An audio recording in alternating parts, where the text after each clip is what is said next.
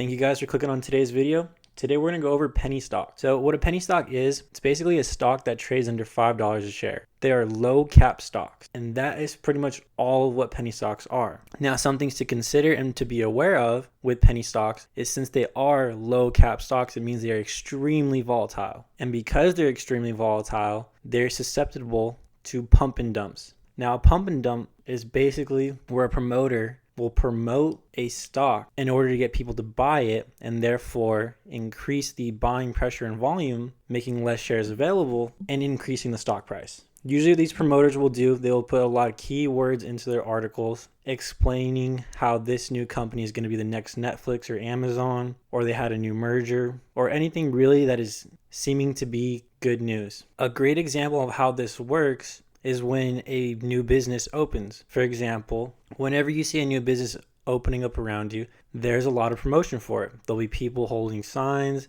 there'll be billboard posters everywhere. You'll hear it on the radio, you'll see it on your local TV channels. People are promoting it, so people go to the location. However, what happens after the promoting is done is a lot less people start showing up. As soon as they stop promoting, whether they had their opening day and they're done, or they just decided to stop promoting it, a lot less people will go to that location of business as soon as the promotion is done. And the same thing happens with stocks. With those penny stocks, as soon as the promotion is done, typically people stop buying into those stocks. Why? Because 9 times out of 10, they're a terrible company anyways. There's a reason they're a penny stock. Most businesses fail within the first 2 years, and these penny stocks are generally fresh IPOs in companies that are very, very new. And an IPO is an initial public offering. It's basically when a private company decides to go public, so that way the normal person can start buying shares in that company and start trading them. So be aware of pump and dumps when trading penny stocks,